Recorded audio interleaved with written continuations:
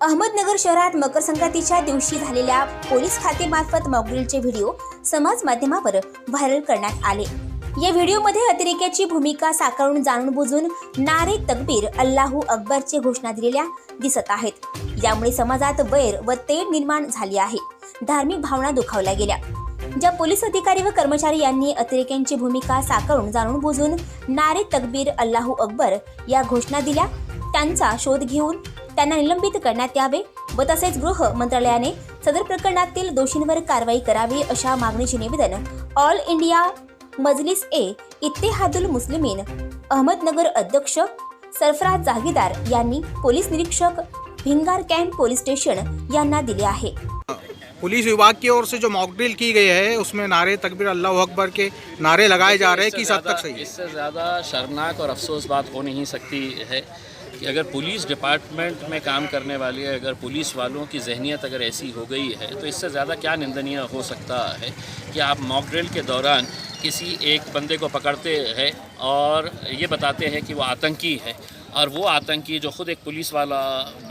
है वो बाहर निकलते वक्त नारे तकबीर अल्लाह अकबर, यानी कि उनकी जहनीत का आप अंदाज़ा लगाइएगा कि ये जहर कितना अंदर तक पहुंच चुका है। मैं तो चाहूँगा कि अहमदनगर के एसपी ने जाहिर माफ़ी मांगना चाहिए पूरे मुसलमानों से, और सिर्फ वही नहीं, महाराष्ट्र के डीजी ने उस पुलिस वाले को और उनकी जितनी भी टीम थी इनको फ़ौरन सस्पेंड करना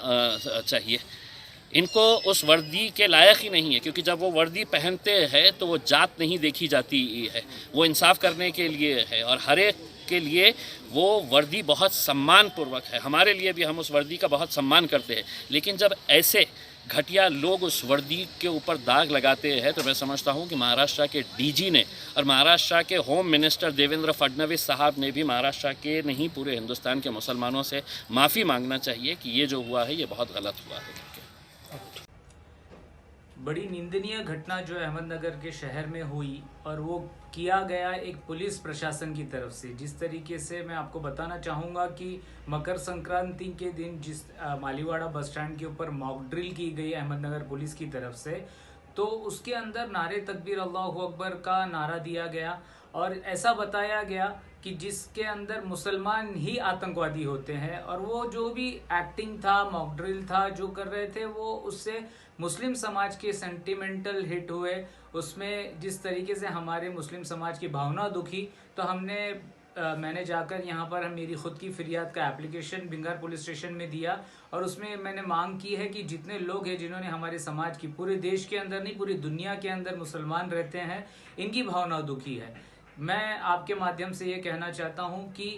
अहमदनगर के जो सीनियर ऑफिसर्स हैं उनका इस चीज़ के ऊपर ध्यान होना चाहिए, और हम लोग एसपी साहब से इस चीज़ की मांग कर रहे हैं कि जो अधिकारी, जो कर्मचारी जिन्होंने ये द्वेष निर्माण करने का, दो समाज में तेढ़ निर्माण करने का और हेट स्पीच की इसके अंदर, इनके ऊपर गुनाह रजिस्टर्ड किया जाए और इनको सस्पेंड किया जाए। और जिस तरीके से खासदार इम्तियाज जलील साहब ने भी इसके अंदर इंटरवेन कर जो महाराष्ट्र के AIMIM के प्रदेश अध्यक्ष और तथा हमारे सबसे बड़ी पार्लियामेंट जो देश की है उसके अंदर जो खासदार की हैसियत से उन्होंने ये मांग की कि इसमें गृह मंत्री ने और जो पुलिस प्रशासन के जो अधिकारी हैं, बड़े मुंबई के जो पूरे महाराष्ट्र के DIG DG हैं, इन्होंने भी माफ़ी मांगना चाहिए, क्योंकि ये तो पुलिस प्रशासन ही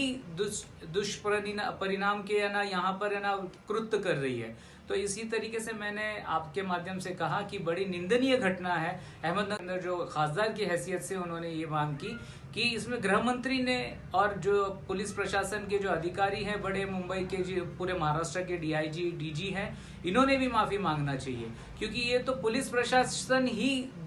दुष्परिणाम के यहाँ पर कृत्य कर रही है। तो इसी तरीके से मैंने आपके माध्यम से कहा कि बड़ी निंदनीय घटना है। अहमदनगर का माहौल पहले ही खराब है और उसी के अंदर पुलिस का भी इस तरीके से इन्वॉल्वमेंट। अभी हम मांग करते हैं एसपी साहब से कि एसपी साहब, ऐसे जो लोग हैं जिन्होंने खुद जातिवाद, वर्दी पहनकर जातिवाद, जिस तरीके से मैंने बचपन से बड़ा हुआ हूँ और पुलिस का जिस तरीके से हमने देखा है सदरक्षण आय निग्रह आय, तो ये कहाँ का इंसाफ है कि एक समाज के इसमें क्यों साध्वी प्रज्ञा सिंह जो हमारे मेंबर ऑफ पार्लियामेंट रही है अभी जो एक्टिव है, इनके ऊपर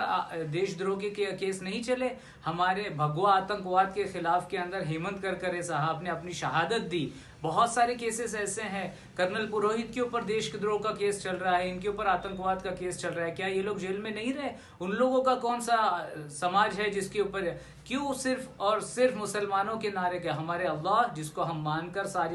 सारी चीजों को मानते हैं, और नारा जो है वो हमारे समाज का है और उसका कुरान में अल्लाह का उल्लेख है। इस चीज के ऊपर हम मानते हैं कि ये जो है हेट स्पीच है, इसके ऊपर गुनाह भी दाखिल होना चाहिए। और एसपी साहब के माध्यम से अगर एसपी साहब उन लोग को सस्पेंड नहीं करते हैं तो फिर से हम लोग उनको नोटिफिकेशन देकर एक आंदोलन उभारेंगे। और उसके अंदर हमारी पहले जिस तरीके से अभी भी मांग है कि जो भी अधिकारी कर्मचारी उसके अंदर इन्वॉल्व है, जिन्होंने ये गंदा काम किया है, इनका सस्पेंशन हो। शुक्रिया।